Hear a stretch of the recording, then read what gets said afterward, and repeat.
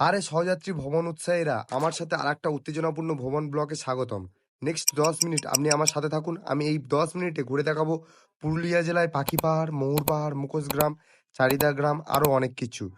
আজ আমরা কলকাতা শহর থেকে মনোমুগ্ধকর জেলা পুরুলিয়া পর্যন্ত একটি রোমাঞ্চকর যাত্রা শুরু করছি। তাই আপনার সিট বেল্ট বেঁধে নিন এবং আসুন ডুব দিই এই অবিশ্বাস্য অ্যাডভেঞ্চারে।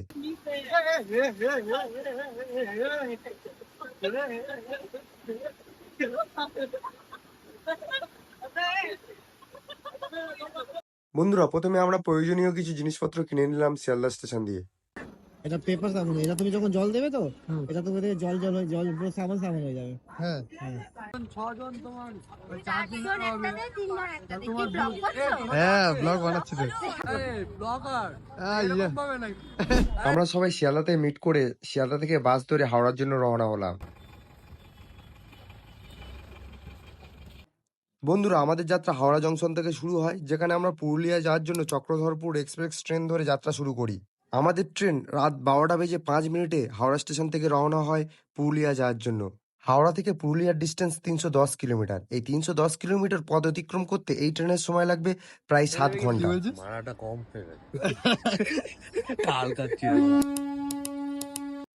ট্রেনের জানলার বাইরে যেখান থেকে সবুজ পল্লী, ঘোরানো নদী এবং পথের ধারে বিচিত্র গ্রামগুলির শ্বাসরুদ্ধকর দৃশ্য দেখা যায়। এটি একটি উপযুক্ত সুযোগ পশ্চিমবঙ্গের সৌন্দর্যে নিজেকে নিমজ্জিত করতে। একটি আরামদায়ক ট্রেন চড়ার পর আমরা অবশেষে পুরুলিয়া জেলায় বরাভূম রেল স্টেশনে পৌঁছালাম। হ্যাঁ আমাদের প্রথম গন্তব্য হলো গাড়ি ভাড়া করে হোটেলে যাওয়া।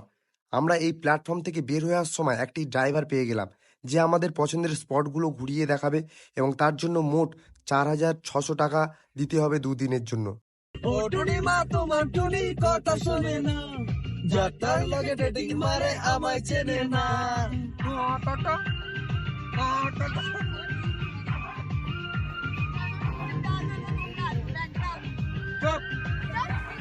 আপনি অবশ্যই দরাদরি করে গাড়ি ভাড়া করবেন। আমরা রেল স্টেশন থেকে গাড়ি করে 19 কিলোমিটার যাত্রা করে 9:30 পৌঁছে গেলাম হোটেলে। গাড়ির চালক বলে দিল, যত তাড়াতাড়ি ফ্রেশ হয়ে হোটেল থেকে বের হতে পারবে তাহলে আপনি বেশিক্ষণ সময় কাটাতে পারবেন ট্যুরিস্ট স্পটগুলিতে।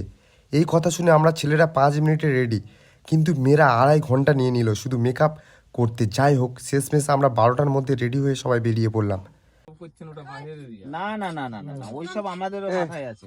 ওইসব তোমাদের এত দেরি হলো কেন?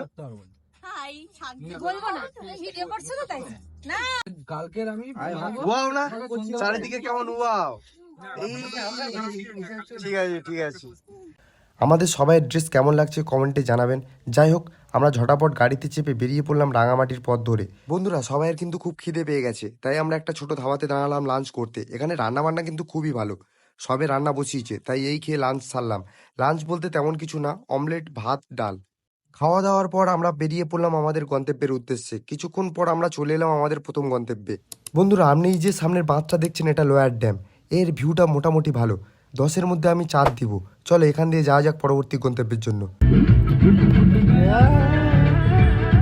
আমরা আবার গাড়িতে বসে পড়লাম। 10 মিনিট পর চলে এলাম আপার ড্যামে।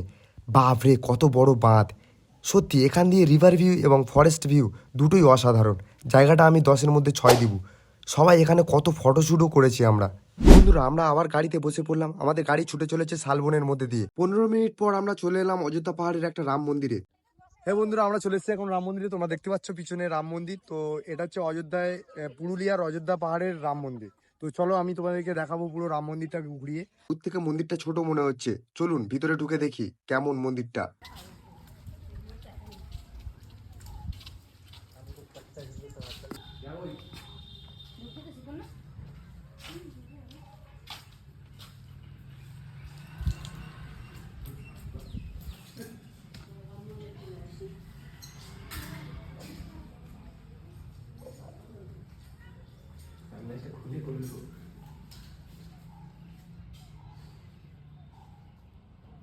বন্ধুরা, রাম মন্দিরের অবস্থান সত্যি খুব একটা দারুণ জায়গাতে। আমরা সবাই বাবা মায়ের আশীর্বাদ নিয়ে বেরিয়ে পড়লাম আমাদের তৃতীয় গন্তব্যের জন্য।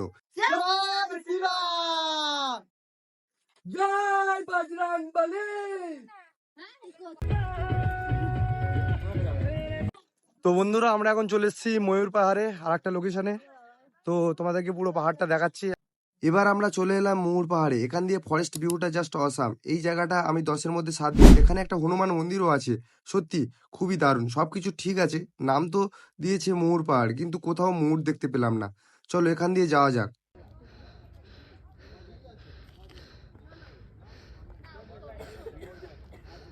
আমরা ঝালমুড়ি খেয়ে গাড়িতে বসে পড়লাম। চলো এবার যাওয়া যাক পরবর্তী গন্তব্যে।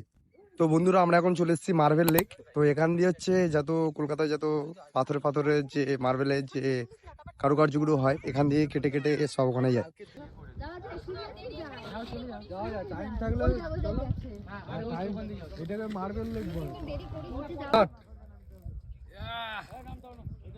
একটা স্লো মো করে নে।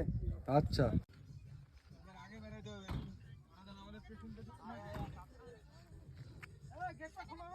বন্ধুরা, আমাদের মার্বেল লেক দেখা হয়ে গেছে। এখন আমরা রওনা হচ্ছি নেক্সট গন্তব্যের জন্য।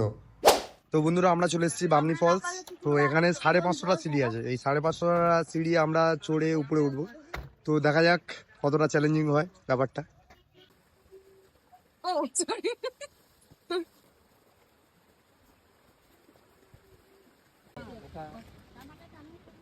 আমি তো ছুটে উঠে যাবো।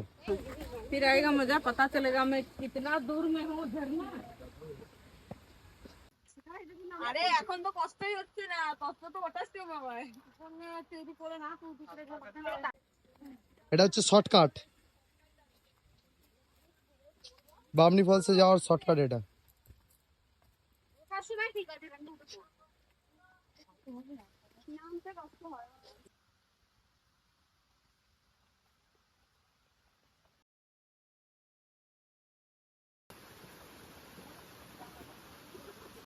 তো বন্ধুরা, আমরা চলে এসেছি হচ্ছে বামনি ফলসে।